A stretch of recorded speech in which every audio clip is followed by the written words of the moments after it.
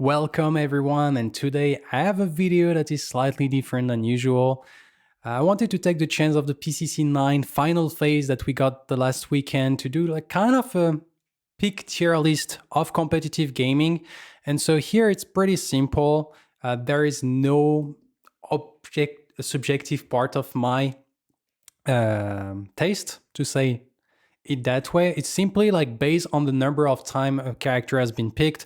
Ban is not included, so it's only like when the character was available, got through the bans and got picked by games.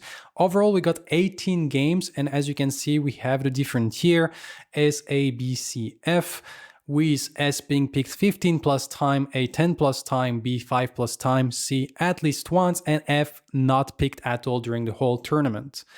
One thing to mention, Skylar was not available to use, so naturally she's not on the list. And what I wanted to do is like from that format, I think it's slightly nicer to see with like kind of like the staple core, like that S tier than like a normal data chart usually. And we would just want to discuss a little bit about the meta about it. And naturally, first thing that came to mind is like Twinblast was the star of the show, only character being picked 15 times. And kind of dominated the debate so far, like in that tournament. Like Twinblast was very important, and to the point that we even see sometimes the Richter Twinblast dual lane, which I'm personally not a big fan, but it's just because Twinblast always gonna get the good farm, always gonna reach the late game, and kind of make the lane in a sense pretty safe with his rocket dash, the ability to farm from super far away.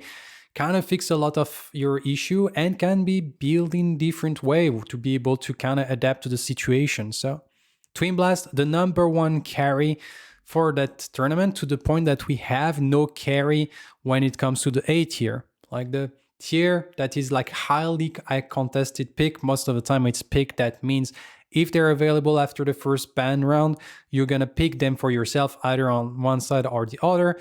And here you can see how frontliney heavy it is. You see we have the Terra, we have the Sevrog, we have the Zarus, we have the Aurora. All those picks are like really like those frontline initiator type of character. And that also like justified that the Narbash sneaks into that territory, because when we're in a meta, when you have a lot of initiator bruiser, a lot of frontline is very, very important for your team, then Narbash naturally become exceptionally strong because he can help those frontline to stay in the frontline, kind of create this link between frontline and backline and allow kind of those death ball kind of team fight comp. And if you have like tanky target that can hold the fort in a sense, that means it's even harder to get to the Narbash. On top of that, it's also if the enemy team also rely on those like front lines, naturally the Narbash becomes even better because it's less burst overall, and Narbash is very, very strong at countering composition that lack burst. I have to admit, like Zarus, Aurora, Terra in every single tournament, I'm starting to get a little bit sick of it, but yeah, Aurora, you have like so much utility for teams in general that I feel like it's gonna be hard to not see her. Zarus, naturally, if he start to fall in terms of like pressure, in terms of damage, he will naturally have some issue, but the kit is pretty good. You get like some good engage. Coliseum is an insane ability that will always find some value when it comes to competitive gaming. Sevrog was more because he was currently very, very strong on the patch, not really having that many weaknesses actually. So naturally, like when you have such a strong frontline initiator that have such good tools that don't even have the weakness of getting bullied in lane, you can be sure that Sevrog gonna be picked. And Terra, I think it's just like one of the good way to be able, like, imagine you're into Aura, you can never initiate anything unless you're a Terra that can like finally like dive onto a target. And also, I think it was a good pick into the Sevrog that many people were kind of prioritizing because Sevrog was super strong. Then we have the staple tier, which is the B tier. And here, well, we have some usual suspect here, the Decker Drongo. Kind of always there. Decker, kind of default pick for many support. Drongo, kind of the default pick for many carries. Kind of working well. As we can see here, we got the Richter kind of reaching the staple tier. A part of it is probably like Crazy Fool going to the grand final and huge best of 5. Of course, there's a little bit of bias when it comes to those pick because some teams like played many games and some other teams only like played 2. So like we have a discrepancy between 2 and 9 games. Naturally, your team identity have a better power and better weight on the data, but it's always interesting to see. What is also nice to see is like you can see this Faye and this Gadget. Gadget was already seeing like a little bit of resurgence recently, but this Faye pick is actually like interesting, and I think it's mainly because we have a little bit like this very heavy frontline kind of strategy when it comes to draft, and Faye is pretty good at killing tanks. She's kind of known for to be a tank buster.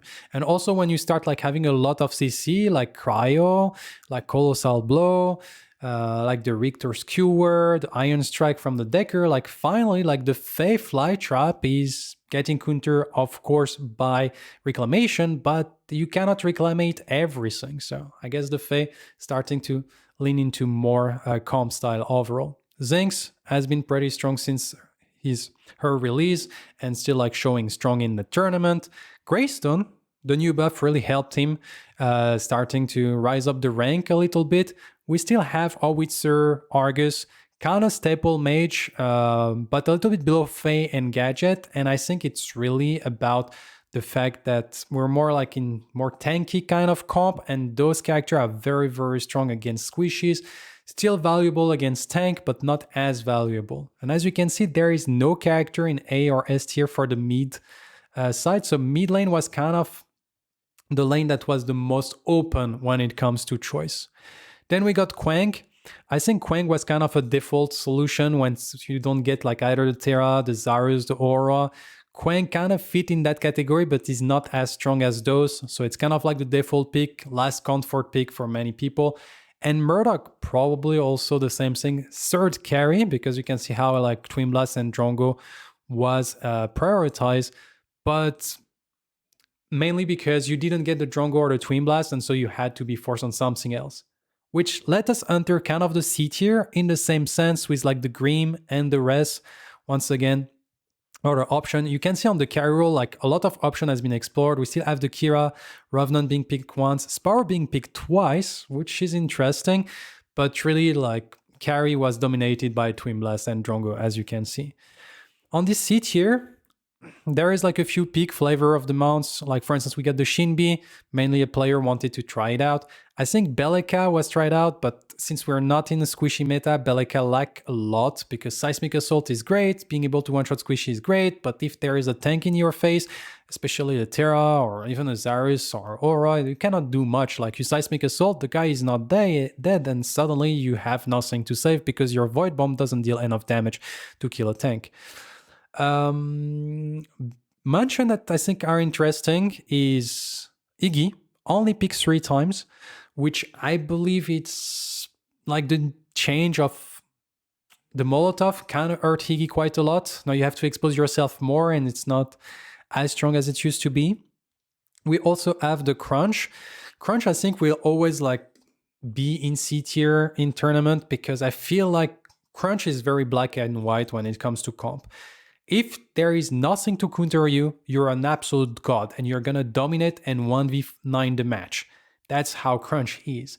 But the problem is, as you can see, there is like way too many ways to deal with Crunch. Here we see Richter, Drongo, Decker, Aurora. Like Zinx is also pretty good against that. Gadget is also a nightmare with the security gate, Tesla Dome, the slow. Like there is so many characters in the meta that counter Crunch that it will only go through if in situation either the team just like a pick Crunch, whatever, but then the Crunch doesn't perform, or if sometimes you manage to get like most of the staple CC on your team and finally find like, oh, there is an angle that Crunch can actually be good here, and so you pick it. But it's a very, very narrow, very niche scenario, and that's why like Crunch is now like kind of relegated in that situation. I don't think Crunch is a bad character. It's a character that is very meta dependent. And can shift quite fast depending on the meta, but since we have a lot of CC, it's not his meta for him to be there. And then we have the Contest. Contest being picked by Grati in the grand final 2 times, And here it's kind of like to try to bring like a bit of strategic depth, because when you play a best of 5, it's important that you have like some different like tools under your belt to be able to kind of create some scenario for the enemy team, so they get a little bit surprised and they don't go like fully like they don't find the way to solve you, and then you cannot do anything for the rest of the series.